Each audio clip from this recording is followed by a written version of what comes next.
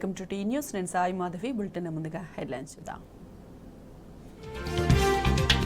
రాష్ట్ర తాత్కాలిక బడ్జెట్పై నేడు అసెంబ్లీలో చర్చ. కీలక రంగాలకు నిధుల కోత, హామీల అమలుపై నిలదీయనున్న బీఆర్ఎస్.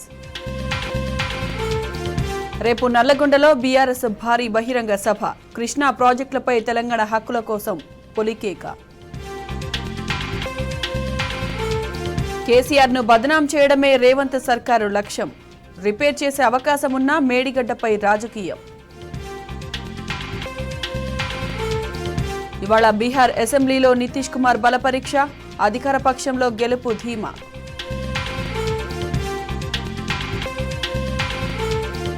చుట్టుపక్కల రాష్ట్రాల నుంచి ఢిల్లీకి బయలుదేరిన రైతులు. దేశ రాజధానిలో రాకుండా సరిహద్దుల్లో బారికేడ్లు. ఖతార్లో మరణశిక్ష పడ్డ 8 మంది విడుదల. భారత నేవీ మాజీ అధికారులకు విముక్తి.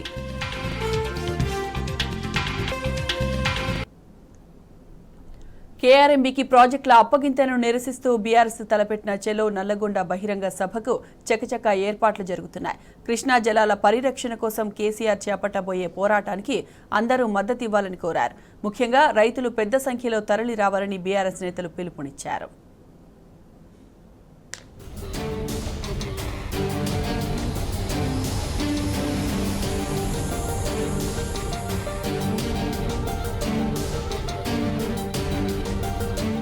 కృష్ణా జలాల్లో తెలంగాణ వాటా కోసం బీఆర్ఎస్ బోరుబాట పట్టింది. తెలంగాణ ప్రయోజనాలకై పోరాడుతున్న గులాబీ పార్టీకి ఊరువాడ మద్దతు తెలుపుతున్నది. మంగళవారం నల్గొండలో జరిగే బీఆర్ఎస్ శంఖారావం సభ కోసం సబ్బండ వర్గాలు ఎదురుచూస్తున్నారు. నల్గొండ జిల్లా సభ కోసం ముమ్మరంగా ఏర్పాట్లు సాగుతున్నాయి. శంఖారావానికి బీఆర్ఎస్ అధినేత కేసీఆర్ హాజరు కానున్నారు. మాజీ మంత్రి ఎమ్మెల్యే జగదీష్ రెడ్డి, ఎంపీ లింగయ్య యాదవ్, మాజీ ఎమ్మెల్యే భూపాల్ రెడ్డి ఏర్పాట్లు పర్యవేక్షిస్తున్నారు. నల్గొండ శంఖారావం కోసం కృష్ణా బేసిన్ అన్నదాతలు సన్నద్ధమవుతున్నారు.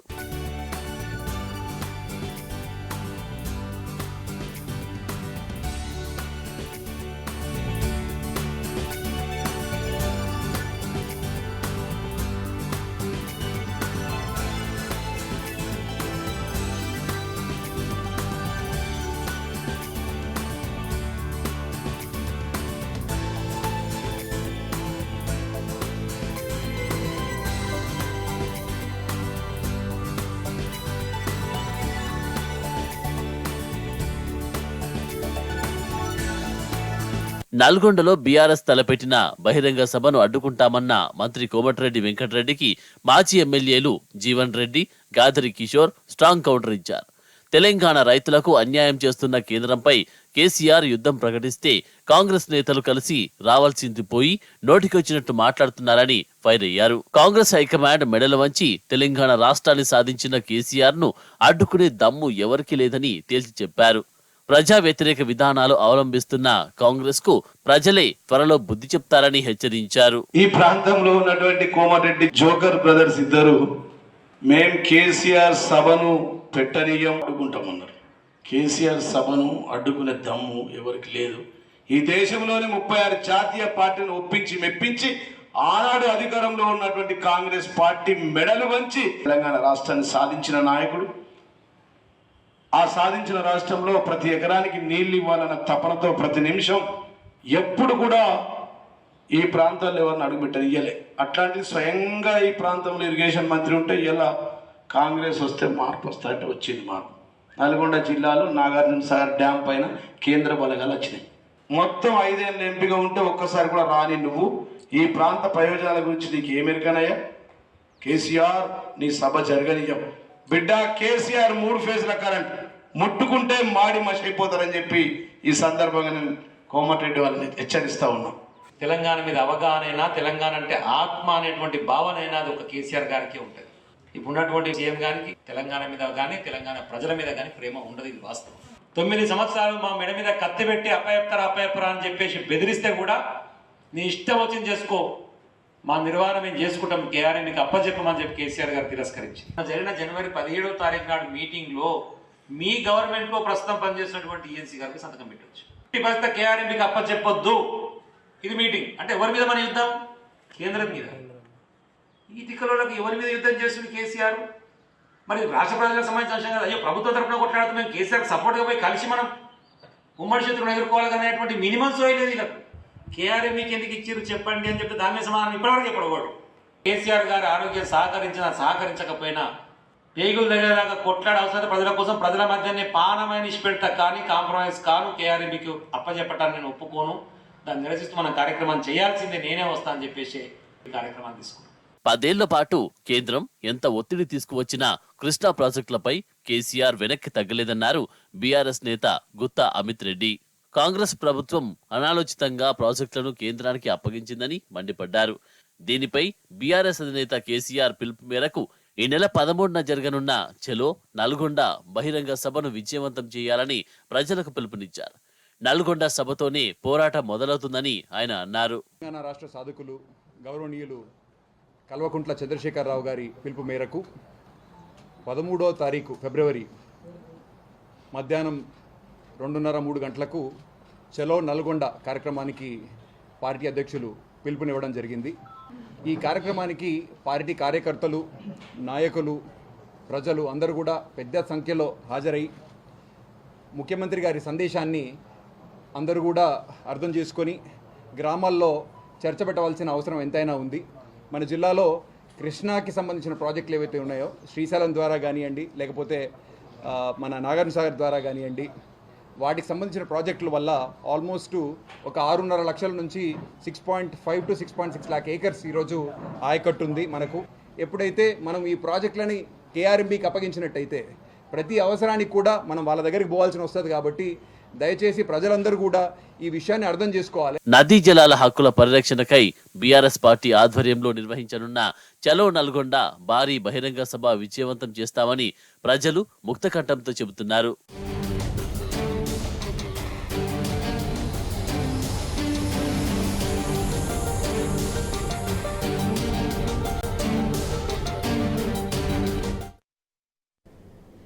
కృష్ణా ప్రాజెక్టులను కాంగ్రెస్ ప్రభుత్వం కేఆర్ఎంబీకి అప్పగించడంపై పాలమూరు జిల్లా రైతులు భగ్గుమంటున్నారు. తెలంగాణ సాగునీటి ప్రాజెక్టులపై రేవంత్ సర్కార్కు చిత్తశుద్ధి లేదని మండిపడుతున్నారు. కేసీఆర్ పాలనలో పాలమూరు పచ్చబడితే రేవంత్ అసమర్థ నిర్ణయాలతో ఎడారిగా మారే పరిస్థితి దాపురించిందని ఆవేదన వ్యక్తం చేస్తున్నారు. ఈ మేరకు కేంద్ర రాష్ట్ర ప్రభుత్వాల నిర్ణయాన్ని ఎండగడుతూ ఈ నెల 13న నల్లగొండలో బీఆర్ఎస్ తలపెట్టిన బహిరంగ సభను విజయవంతం చేసేందుకు పెద్ద సంఖ్యలో తరలి వస్తామని చెబుతున్నారు.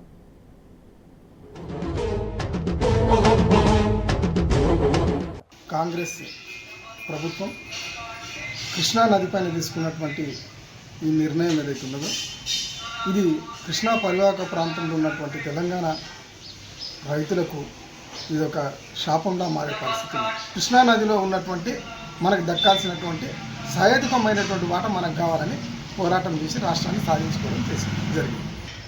ఏం నీళ్లు మనం ఇప్పుడు వాడుకోవాలనుకున్నా కూడా కేంద్రం నుంచి మనం పర్మిషన్ తీసుకోవాల్సి ఉంటుంది. 10 సంవత్సరాల్లో మన రాష్ట్రం ఏర్పడ్డ తర్వాత ఎంత చక్కగా మనం నీటి వినియోగం చేసుకున్నాము, ఎంత అగ్రికల్చర్ ఎంత డెవలప్ అయింది మనం చూసినాం. మళ్ళీ ఒకసారి రైతుల నోట్లే మట్టి కొట్టొద్దనే ఉద్దేశంతో చాలా పెద్ద ఎత్తున కాంగ్రెస్ ప్రభుత్వానికి కానీ అటు కేంద్ర ప్రభుత్వానికి కానీ వ్యతిరేకంగా నిరసన సభ జరగడానికి ఎక్కువగా జనాల స్పందన వచ్చేటువంటి అవకాశం. నేడు కృష్ణా జలాలను కేఆర్ఎంబీకి అప్పగించడంలో అసలు కాంగ్రెస్ యొక్క కుట్ర అనేది బయటపడుతుంది. దీనిపైన ప్రజలందరూ చాలా జాగ్రత్తగా ఉండాలి. ఇక ఈ యొక్క కృష్ణా జలాలను కేఆర్ఎంబీకి అప్పగించినట్లయితే మనకు 2వ పంట దేవుడేరు కానీ 1వ పంట కూడా మనం నోచుకోలేకపోయే పరిస్థితి వస్తాము.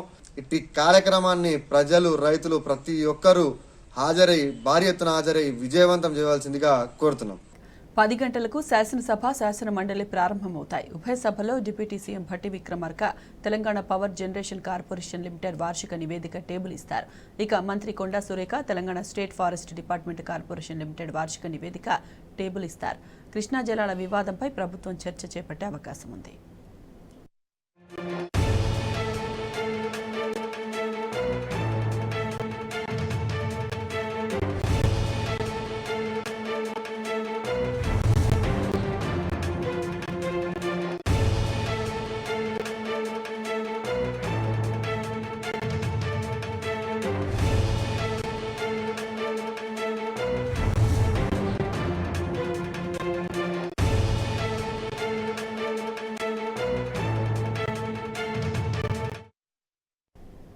ఇక ఇవాల్టి అసెంబ్లీ సమావేశాలకు సంబంధించి మరిన్ని వివరాలు మా ప్రతినిధి లివిల్ లైవ్లో అందిస్తారు. లివిల్ చెప్పండి.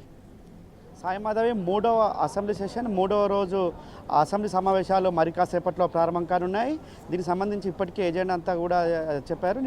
మొన్న ఏదైతే ఇటు శాసనసభలో శాసన మండలిలో బడ్జెట్ను ఓటాన్ అకౌంట్ బడ్జెట్ను ప్రవేశపెట్టారో దానిపైన మొదటగా చర్చ ప్రారంభిస్తారు. చర్చ ప్రారంభించే ముందు ఏదైతే ఇటీవల అటన్ మరణం చెందిన మాజీ దివంగత ఎమ్మెల్యేలకు సంబంధించిన సంతాప తీర్మానం కూడా ఇటు సభలో ప్రవేశపెట్టబడున్నారు. అనంతరం ఈ బడ్జెట్పై ప్రధానంగా చర్చించనున్నారు. అయితే ప్రధాన ప్రతిపక్షంగా బీఆర్ఎస్ బడ్జెట్పై ఇప్పటికే పెద్ద ఎత్తున నిరసన వ్యక్తం చేసింది, డిమాండ్ చేసింది. గత ప్రభుత్వం రైతును రాజు చేయడమే లక్ష్యంగా అనేక రైతు సంక్షేమ కార్యక్రమాలు పెట్టారు. కానీ ఇవాళ పెట్టిన బడ్జెట్లో తీవ్రంగా రైతులకు అన్యాయం చేశారని చెప్పేసి దుయ్యబట్టిన పరిస్థితి మనం చూసాం. అయితే దానిపై కూడా ప్రత్యేకంగా చర్చలో మరోసారి కూడా బీఆర్ఎస్ ఎమ్మెల్యేలు లేవనెత్తున్నారు. అంతేకాకుండా ఏదైతే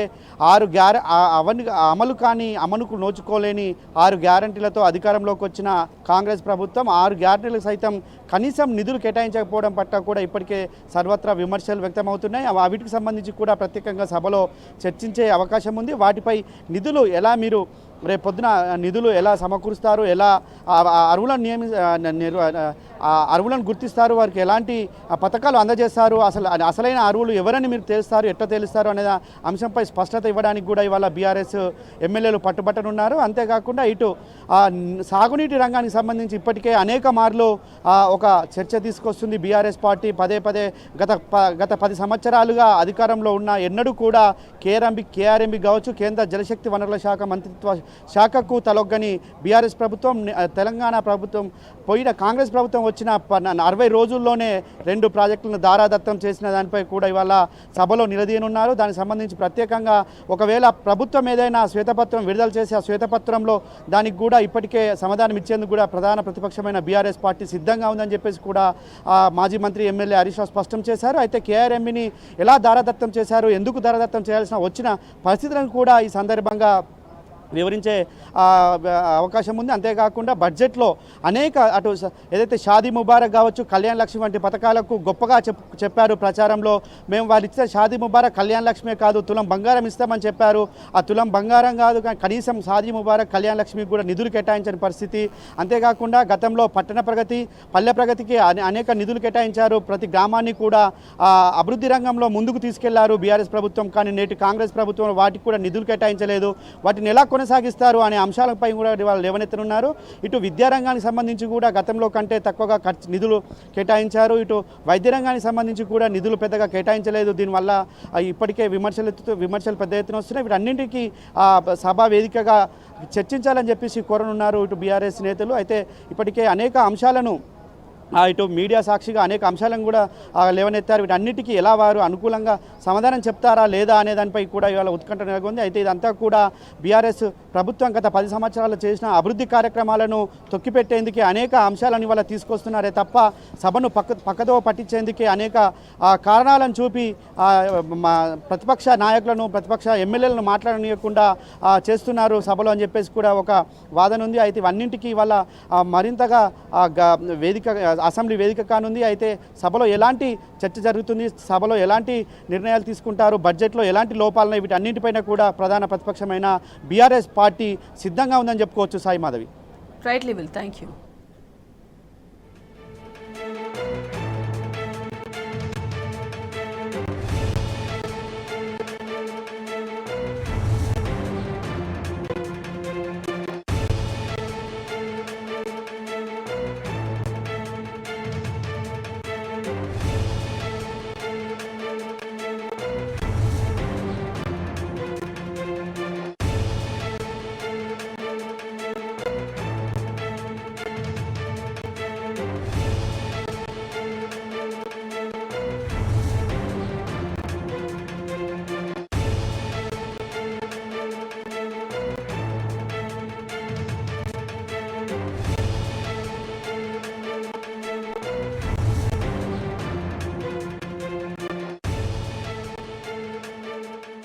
కాళేశ్వరాన్ని మట్టిలో కలిపేసే కుట్రకు రేవంత్ సర్కారు తెరలేపింది. మేడిగడ్డ సాకుగా చూపి కేసీఆర్ కట్టిన ప్రాజెక్టు కూలిపోయిందని ప్రచారానికి ఎత్తులు వేస్తోంది. మరమ్మతులకు అవకాశం ఉన్నా, నీటిని ఎత్తిపోసే అవకాశం ఉన్నా ఉద్దేశపూర్వకంగా పక్కకు పెట్టి తెలంగాణ రైతాంగాన్ని బలిపీఠంపైకి నెడుతోంది.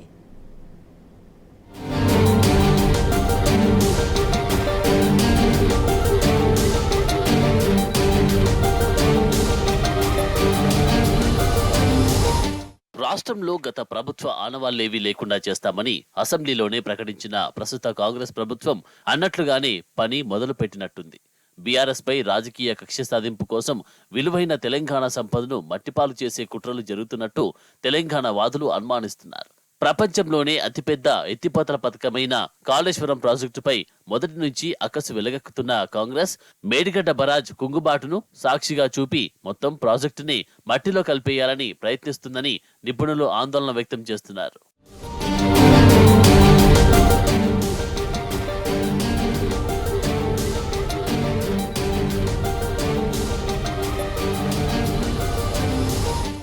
కాళేశ్వరం ప్రాజెక్టులోని బరాజ్లకు ఎలాంటి నిర్వహణ, మరమ్మతులు చేపట్టకుండా వదిలివేసి నదికి వరదలు వచ్చినప్పుడు అవి కొట్టుకుపోయేలా చేసేందుకు కుట్రలు జరుగుతున్నట్టు అనుమానిస్తున్నారు.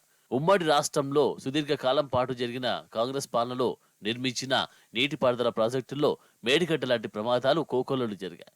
కానీ వాటిని తొక్కిపట్టి ఇప్పుడు కేవలం రాజకీయ కక్ష సాధింపు చేసేందుకే, ప్రజల ఆస్తులను ధ్వంసం చేసేందుకు కూడా రేవంత్ రెడ్డి ప్రభుత్వం కుట్రలు చేస్తుందని నిపుణులు ఆరోపిస్తున్నారు.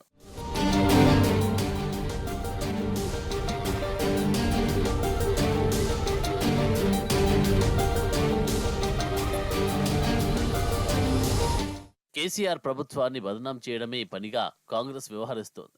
కాళేశ్వరంపై విచారణకు సిద్ధమే. లోపమేంటో గుర్తించి బాధ్యులపై ఖచ్చితంగా చర్యలు తీసుకోవాలని మాజీ మంత్రి హరీష్ రావు అసెంబ్లీలోనే సీఎంకి చెప్పారు. అయినా సమగ్ర విచారణపై రేవంత్ ప్రభుత్వం అడుగులు ముందుకు వేయడం లేదు.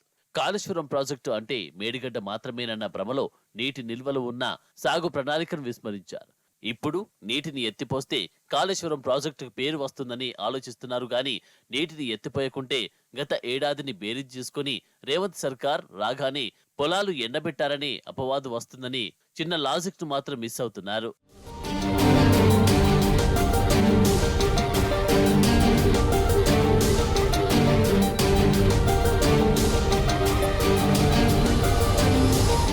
అటు మేడిగడ్డపై విచారణ చేసి విజిలెన్స్ విభాగం ప్రభుత్వానికి నివేదిక ఇచ్చింది.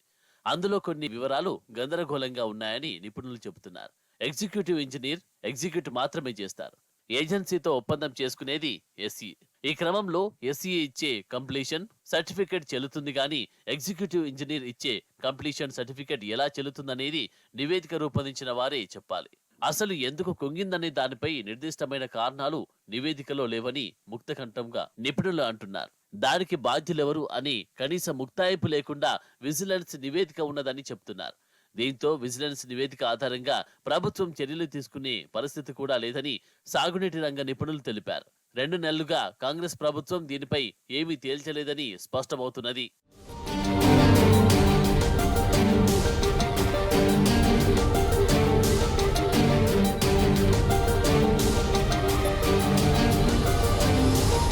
వాస్తవానికి ఇప్పటికే ప్రభుత్వం జాతీయ అంతర్జాతీయ నిపుణులను రప్పించి బరాజ్పై ఏం చేయాలి అనే దానిపై నివేదిక తీసుకోవాల్సి ఉన్నది.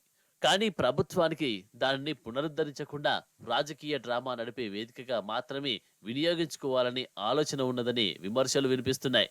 ఇంకో ప్రమాదకరమైన అడుగులు కూడా వేసేందుకు రేవంత్ ప్రభుత్వం వెనకడుగు వేయడం లేదని పలువురు ఇంజనీర్లు అనుమానిస్తున్నారు. మరమ్మతులు చేయకుండా బరాజును అలాగే వదిలివేయడం ద్వారా రానున్న వర్షాకాలం సీజన్లో భారీ వరదలు వచ్చి మరింత కుంగి కొట్టుకుపోయేలా చేస్తే కేసీఆర్ ప్రభుత్వాన్ని మరింత బద్నాం చేయొచ్చనే కుట్ర కూడా జరుగుతుందని అంటున్నారు.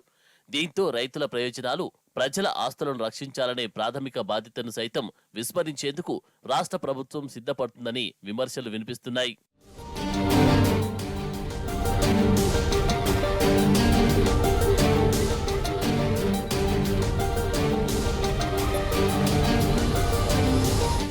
ఇప్పటికీ మేడిగడ్డ వద్ద ప్రాణహిత ప్రవాహం కొనసాగుతున్నది. ఈ క్రమంలో మేడిగడ్డ నుంచి అన్నారం అటు సుందిళ్లకు నీటిని ఎత్తిపోసుకునే అవకాశాలు పుష్కలంగా ఉన్నాయి. అంతెందుకు పొద్దున లేస్తే కేసీఆర్ ప్రభుత్వాన్ని విమర్శించే వీఆర్ఎస్ తీసుకున్న ఓ ఐఏఎస్ కూడా బరాజు లేకుండా నీటిని లిఫ్ట్ చేయొచ్చు అని గతంలోనే సెలవిచ్చారు.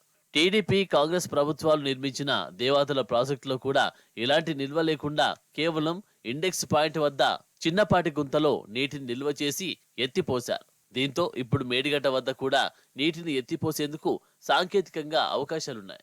ఎలాగూ అన్నారంలో 2.50 టీఎంసీలు, సుందిలలో 2.13 టీఎంసీల నీటి నిల్వ ఉన్నది.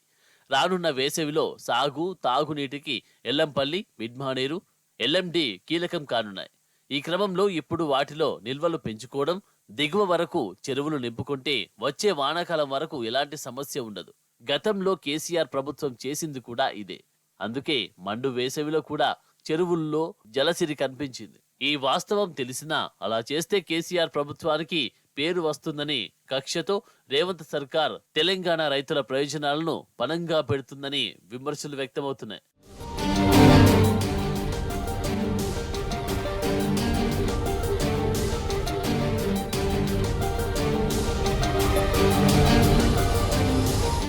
రేవంత్ ప్రభుత్వం ఉద్దేశపూర్వకంగా రైతులను అడ్డువిరుస్తుందనేందుకు సాగునీటి ప్రణాళిక అమలే ఉదాహరణ. ప్రతి సీజన్ కు ముందు నీటిపారుదల శాఖ ఇంజనీర్లు ప్రాజెక్టుల వారీగా నీటి నిల్వలు, తాగునీటి అవసరాలు, డెడ్ స్టోరేజ్ వంటివి బేరీజు వేసుకొని ఆయా ప్రాజెక్టుల కింద ఎంత ఆయకట్టుకు సాగునీరు అందిస్తామని దానిపై state level committee for integrated water planning management సమావేశంలో చర్చించి నిర్ణయిస్తారు. దానికి అనుగుణంగానే సాగునీటి విడుదల ఉంటుంది. గత నవంబర్లోనే యాసంగికి సంబంధించి ఎస్ఆర్ఎస్పీ స్టేజ్ 1లో పూర్తిస్థాయి ఆయకట్టుకు సాగునీటిని అందిస్తామని ప్రకటించారు. కానీ రేవంత్ ప్రభుత్వం వచ్చిన తర్వాత నీటిపారుదల శాఖ మంత్రి ఉత్తమ్ కుమార్ రెడ్డి మాత్రం స్టేజ్ 1 కింద ఉన్న 3 లక్షల ఎకరాల ఆయకట్టుకు క్రాప్ హాలిడే ప్రకటించారు. పైగా స్టేజ్ 2కు కూడా అరకొరగానే సాగునీటిని అందిస్తున్నారు. అంటే రేవంత్ ప్రభుత్వం కొలువు తీరిన రోజు నుంచి ఉద్దేశపూర్వకంగా ఎస్ఆర్ఎస్పీ కింద ఉన్న ఆయకట్టును ఎండబెడితేనే కాళేశ్వరం ప్రాజెక్టును బదనాం చేయొచ్చని దురాలోచన చేస్తున్నట్టుగా అర్థమవుతున్నది.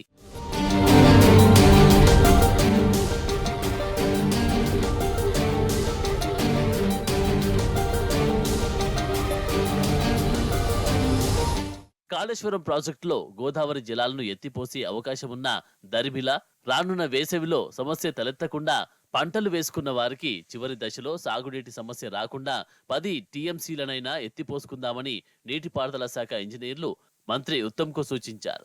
కాళేశ్వరం ప్రాజెక్టు రన్నింగ్ లో ఉన్నట్టు అవుతుంది. అందుకే దాన్ని ముట్టుకోకండి అని సీఎం రేవంత్ రెడ్డి తెగేసి చెప్పినట్టు తెలిసింది.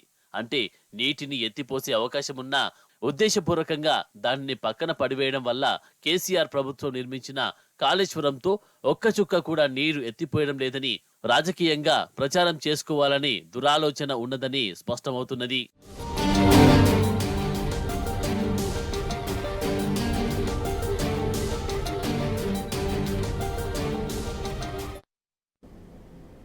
బీఆర్ఎస్ సర్కారు నిర్మించిన ప్రాజెక్టులపై సీఎం రేవంత్ రెడ్డి అక్కసు వెళ్లగక్కుతున్నారు. ప్రతి నీటి బొట్టును ఒడిసిపట్టే ప్రయత్నంలో భాగంగా నిర్మించిన ప్రాజెక్టుపై రాజకీయ విమర్శలు చేస్తున్నాడు. విచారణ పేరుతో రాష్ట్ర ప్రజలను మభ్యపెడుతూ కుట్రలకు తెరలేపుతున్నాడు. ఎన్నికల ముందు చేసిన విమర్శలు అబద్ధమని బయటపడతాయేమోనని బీఆర్ఎస్పై బురద జల్లే ప్రయత్నం చేస్తున్నాడు రేవంత్ రెడ్డి.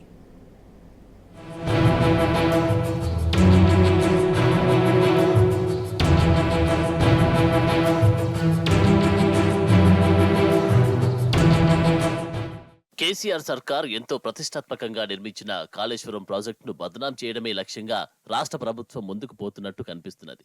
ఇందులో భాగంగానే ప్రాజెక్టుపైకి దండయాత్రకు శ్రీకారం చుట్టింది. లక్షల కోట్లు వెచ్చించి నిర్మించిన ప్రాజెక్టుల్లో లోపాలు సర్వసాధారణం. కానీ ఇక్కడ కేవలం అవినీతిపైనే విజిలెన్స్ విచారణ జరిపిన ప్రభుత్వం ఇప్పటి వరకు టెక్నికల్ గా ఎలాంటి ఎంక్వైరీ చేయలేదు. మేడిగడ్డ బరాజ్లో పిల్లర్ కుంగడంపై సిడబ్ల్యూసీకి ప్రభుత్వం లేఖలు రాయగా ఇప్పటి వరకు సిడబ్ల్యూసీ చైర్మన్ గాని సభ్యులు గాని ప్రాజెక్టులను పూర్తి స్థాయిలో పరిశీలించలేదు. అలాగే ఎన్డీఎస్ఏ నుంచి ప్రత్యేకంగా బరాజ్ను సందర్శించలేదు. త్వరలోనే ప్రత్యేక కమిటీని వేస్తామన్న ప్రభుత్వం ఇప్పటి వరకు స్పందించలేదు.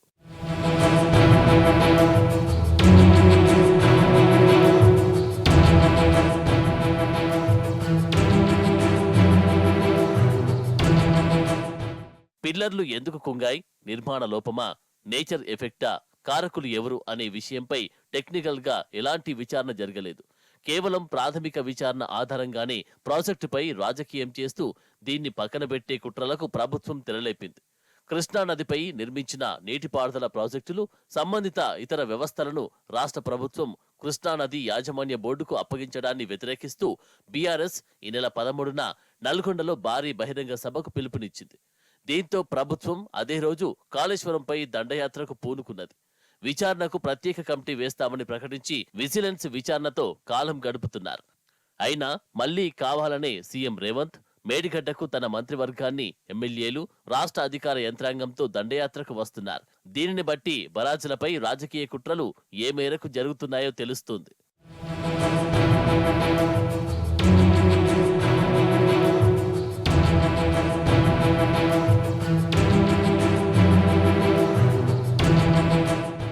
ఈఎన్సీ వెంకటేశ్వరను తొలగించిన ప్రభుత్వం కె సుధాకర్ రెడ్డిని నోడల్ అధికారిగా నియమించింది. కాళేశ్వరం ప్రాజెక్టు నిర్మాణ సమయంలో సుధాకర్ రెడ్డి కీలకంగా వ్యవహరించారని, మేడిగడ్డ బరాజ్ నిర్మాణంలోనూ ఆయన పాత్ర ఉన్నదని, అయినా అతడికి మళ్లీ నోడల్ అధికారిగా బాధ్యతలు ఎలా అప్పగించారనే విమర్శలు వ్యక్తమవుతున్నాయి. రెడ్డి సామాజిక వర్గానికి చెందడం వల్లే ఆ పగ్గాలు అప్పగించారని ఆరోపణలు వినిపిస్తున్నాయి. ఇటీవల నీటిపారుదల శాఖ మంత్రి ఉత్తమ్ కుమార్ రెడ్డి, ఇతర మంత్రులు, ఎమ్మెల్యేలు మేడిగడ్డను సందర్శించగా ఈఎన్సీ మురళీధర్ ప్రాజెక్టుపై పవర్ పాయింట్ ప్రజెంటేషన్ ఇచ్చారు. ప్రాజెక్టు పరిస్థితిని పూర్తి స్థాయిలో వివరించారు. దీంతో సంతృప్తి చెందని మంత్రులు ప్రత్యేక పవర్ పాయింట్ ప్రజెంటేషన్ ఇప్పించేందుకు ఏర్పాట్లు చేస్తున్నట్టు తెలిసింది. ఇందుకోసం ప్రత్యేకంగా స్క్రీన్తో పాటు అన్ని ఏర్పాట్లు చేస్తున్నట్టు సమాచారం.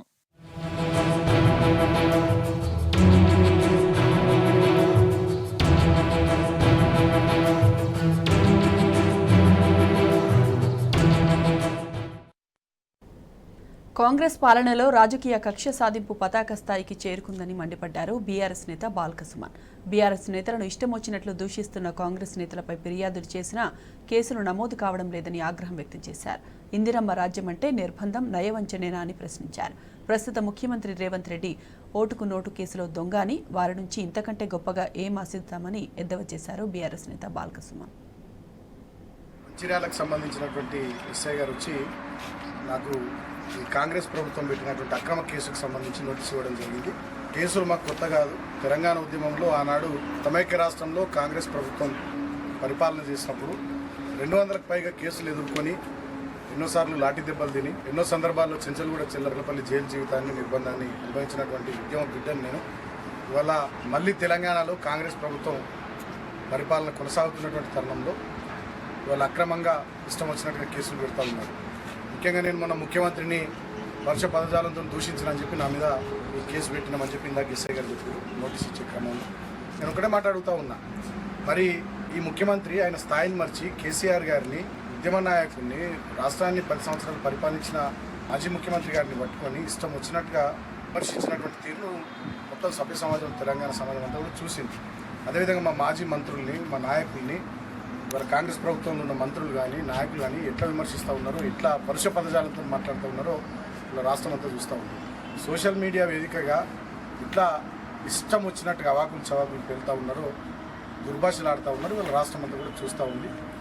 ఈ కాంగ్రెస్ ప్రభుత్వం చేస్తున్నటువంటి ఎదురుదాడి, చేస్తున్నటువంటి దుర్మార్గపు తిట్ల దండకాన్ని వాళ్ళ రాష్ట్ర ప్రజానికం కూడా గమనిస్తూ ఉన్నారు. రాబోయే రోజుల్లో ఖచ్చితంగా తగిన రీతిలో బుద్ధి చెప్పడానికి తెలంగాణ ప్రజలు సమాయత్తం అవుతూ ఉన్నారు. సో ఈ కేసులకు వీటికి మేము భయపడే వాళ్ళం కాదు. ఖచ్చితంగా వీటిని డెఫినెట్గా చట్టపరంగా, న్యాయపరంగా ఏ రకంగా ఎదుర్కోవాలో ఆ రకంగా ఎదుర్కొంటాం. ముఖ్యంగా రాష్ట్ర వ్యాప్తంగా కూడా మా టీఆర్ఎస్ పార్టీ శ్రేణుల మీద, కార్యకర్తల మీద చేస్తున్నటువంటి దాడులు కానీ, వివిధ పోలీస్ స్టేషన్లలో పెడుతున్నటువంటి కేసులు కూడా వాళ్ళ విపరీతంగా జరుగుతూ ఉన్నాయి, వెలుగులోకి వస్తూ ఉన్నాయి.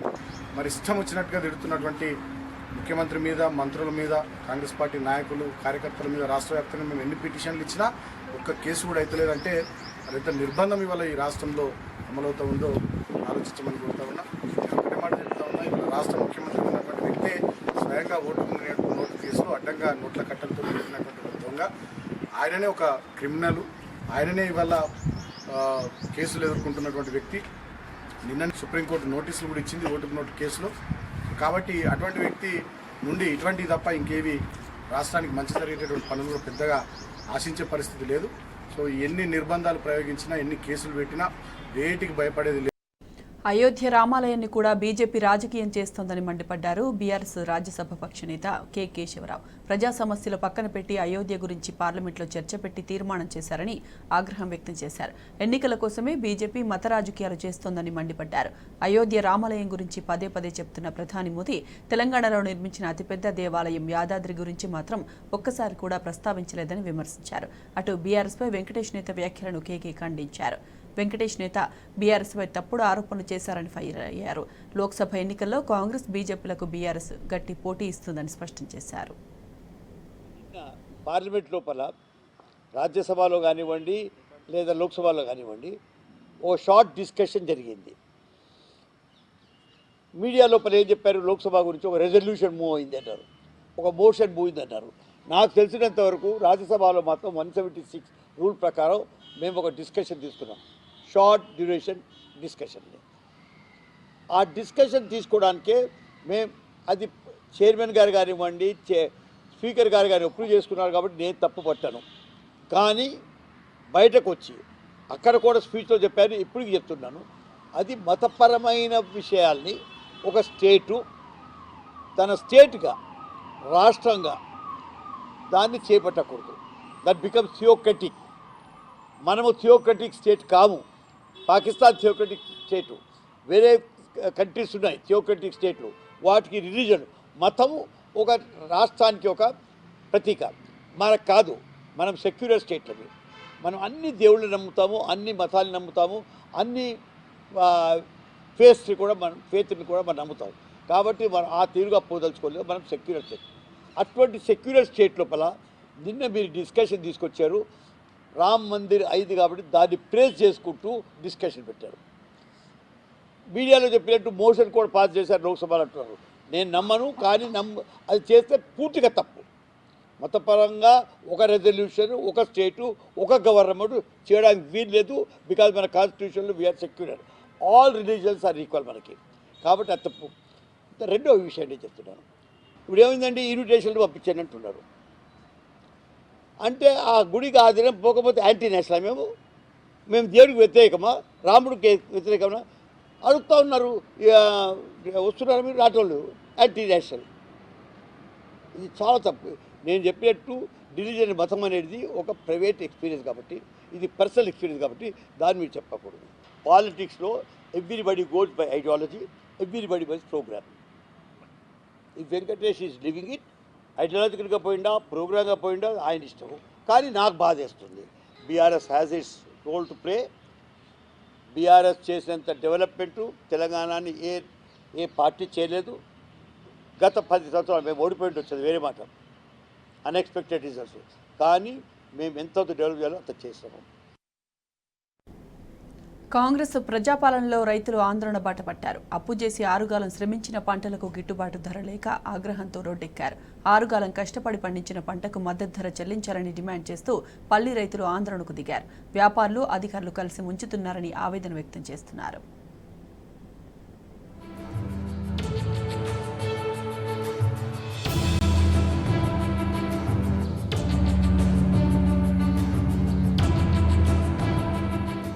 రేవంత్ సర్కార్ పాలనపై రైతులు ఆగ్రహం వ్యక్తం చేస్తున్నారు. పల్లికి మద్దతు ధర కల్పించాలని నాగర్ కర్నూలు జిల్లాలో పల్లి రైతులు ఆందోళన బాట పట్టారు.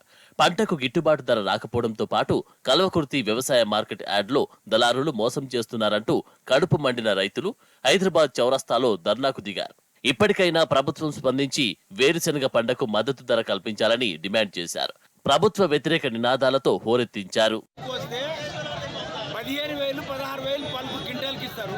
సరుకు మార్కెట్కి వచ్చే వరకు 7,000 6,000. ఏమన్నా రైతులకు 5,500. ఏమన్నా రైతులకు ఏమైనా సంబంధించిన రేటు ఉందా? రైతులకు ఒక పల్పు క్వింటాల్కు 15,000 అయితే ఒక కూలీకి 5,000 రూపాయలు కూలు, ఒక మందు బస్తా తోలికి వచ్చే 2,000. ఈ తీరుగా ధరలు వీలు పెడతారు. మా రేట్లకు మేము మండిదానికి రేటు ఉండదా? అటు అచ్చంపేటలో రైతులు రేవంత్ సర్కార్పై కన్నెర చేశారు. అప్పు చేసి ఆరుకాలం శ్రమించిన పంటలకు గిట్టుబాటు లేక ఆగ్రహంతో రోడ్డెక్కారు. ఎంతో కష్టపడి పంటను మార్కెట్కు తరలిస్తే పట్టించుకునే నాదుడే లేడని ఆగ్రహంతో వ్యవసాయ కార్యాలయం అద్దాలు, ఫర్నిచర్ ధ్వంసం చేశారు. మార్కెట్ చైర్పర్సన్ పై దాడికి పాల్పడ్డారు. అంబేద్కర్ చౌరస్తాలో చైర్పర్సన్ ను నిర్బంధించి రాస్తా రోకో చేపట్టారు. గిట్టుబాటు ధర కల్పించి రైతులను ఆదుకోవాలని నినదించారు.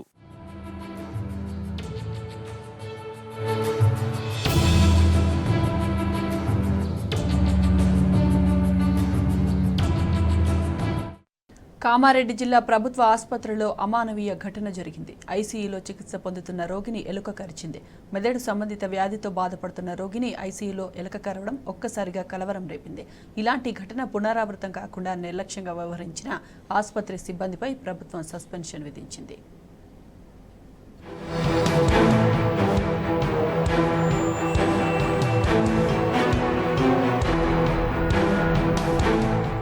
ఐసీయూలో చికిత్స పొందుతున్న పేషెంట్ను ఎలుకలు కొరికిన ఘటన కామారెడ్డి జిల్లా కేంద్ర ప్రభుత్వ దవాఖానలో చోటు చేసుకున్నది.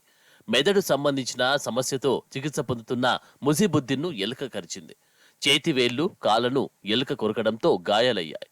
దీంతో కామారెడ్డిలోని ప్రభుత్వ దవాఖానకు వైద్య విధాన పరిషత్ కమిషనర్ డాక్టర్ అజయ్ కుమార్ వెళ్లి పరిశీలించారు. ఐసీయూలో రోగి చికిత్స పొందుతున్న వివరాలను వైద్యులను అడిగి తెలుసుకున్నారు. ఎలుక కరిచిన ఆనవాళ్లను, ఎలుకలు ఐసీయూలోకి ఎలా వచ్చాయని ఆరా తీశారు అజయ్ కుమార్. ఇలాంటి ఘటనలు పునరావృతం కావద్దంటూ సిబ్బందిని హెచ్చరించారు.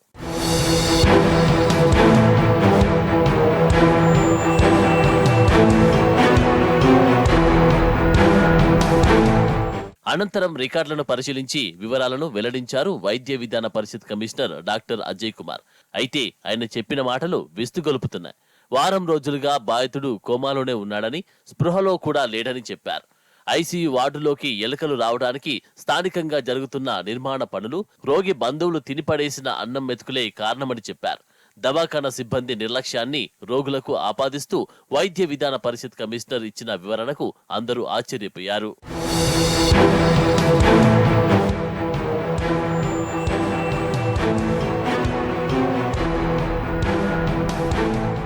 రోగిని ఎలుకలు కరిచిన ఘటనపై కామారెడ్డి కలెక్టర్ జితేష్ ఏ పాటిల్ ప్రభుత్వానికి నివేదిక పంపించగా మెడికల్ ఎడ్యుకేషన్ డైరెక్టర్ త్రివేణి నలుగురిపై చర్యలు తీసుకున్నారు. వైద్యురాలు కావ్య, ఇన్ఛార్జి జనరల్ మెడిసిన్ వైద్యుడు సంపత్ కుమార్, స్టాఫ్ నర్స్ మంజులను సస్పెండ్ చేయగా సూపరింటెండెంట్ విజయలక్ష్మిని ప్రభుత్వానికి సరెండర్ చేశారు. డిఎంఈ విభాగ డైరెక్టర్లను సస్పెండ్ చేయడంపై Telangana teaching government doctors association ప్రతినిధులు తీవ్రంగా ఖండించారు. పేషెంట్కు వైద్యం చేయడం వరకే డాక్టర్ల బాధ్యత. దవాఖానలో ఎలుకలు ఉండకుండా చూడడం శానిటేషన్ సిబ్బంది, సంబంధిత అధికారుల బాధ్యత అని ఓ ప్రకటనలో వెల్లడించారు.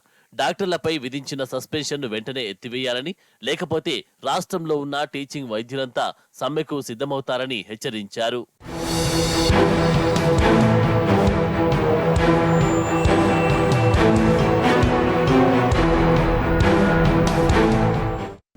అండర్-19 వరల్డ్ కప్ ఫైనల్లో భారత్ ఓటమి పాలైంది. సెమీఫైనల్ వరకు అద్భుత ప్రదర్శనతో అదరగొట్టిన యువ భారత్ ఫైనల్ ఆస్ట్రేలియాలో చేతిలో పరాజయమైంది. ముందు బ్యాటింగ్ చేసిన ఆస్ట్రేలియా 7 వికెట్ల నష్టానికి 253 పరుగులు చేయగా చేజింగ్కు దిగిన టీమిండియా 174 పరుగులకే ఆలౌట్ అయింది.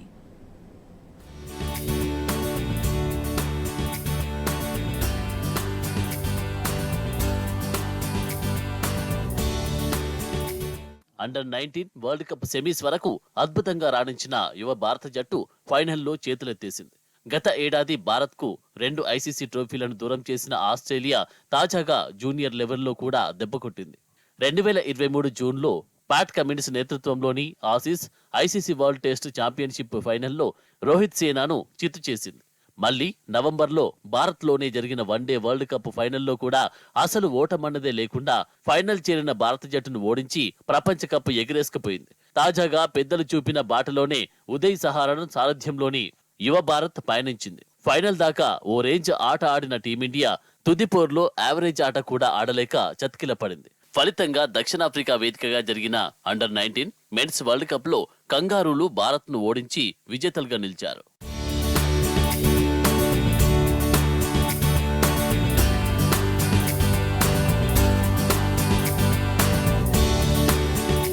ఈ టోర్నీలో ఓటమన్నదే లేకుండా ఫైనల్కు వచ్చిన మన కుర్రాళ్లు తుదిపోర్లో బౌలింగ్లో పర్వాలేదనిపించిన బ్యాటింగ్లో విఫలమై 6వ టైటిల్ను అందుకునే అవకాశాన్ని చేజేతులా వదులుకున్నారు. ఫైనల్లో ఆసీస్ నిర్దేశించిన 254 పరుగుల ఛేదనలో యువ భారత్ 43.5 ఓవర్లలో 174 పరుగులకు ఆలౌట్ అయింది. ఫలితంగా ఆసీస్ 79 పరుగుల తేడాతో ఘన విజయం సాధించి టైటిల్ విజేతగా నిలిచింది. అండర్-19 స్థాయిలో ఆస్ట్రేలియాకు ఇది 4వ ట్రోఫీ. 2010 తర్వాత ఆసీస్కు ఇదే తొలి అండర్-19 వరల్డ్ కప్ ట్రోఫీ కావడం విశేషం.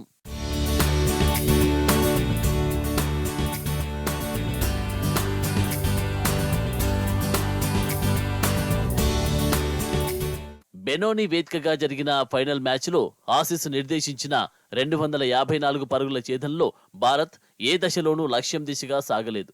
3వ ఓవర్లలోనే ఓపెనర్ హర్షిన్ కులకర్ణి వికెట్ కోల్పోయిన భారత్ను మొషీర్ ఖాన్, ఆదర్శ్ సింగ్ నిలబెట్టే ప్రయత్నం చేశారు. ఈ ఇద్దరూ 2వ వికెట్కు 37 పరుగులు జోడించారు. ఈ మ్యాచ్లో భారత్కు ఇదే హైయెస్ట్ పార్ట్నర్షిప్. ముషీర్ను బీడ్మన్ అవుట్ చేయడంతో భారత మిడిల్ ఆర్డర్ పెవిలియన్కు క్యూ కట్టింది. సెమీస్లో అద్భుత పోరాటంతో ఆకట్టుకున్న కెప్టెన్ ఉదయ్ సహారన్, సచిన్ దాస్ ఫైనల్లో తేలిపోయారు. ప్రియాంశు మెలియా అదే బాట పట్టాడు. వికెట్ కీపర్ అవినాష్ రావు డకౌట్ అయ్యాడు. సెమీస్ వరకు అద్భుత ప్రదర్శనతో అదరగొట్టిన భారత యువ ఆటగాళ్లు ఫైనల్ మ్యాచ్లో చేతులెత్తేశారు.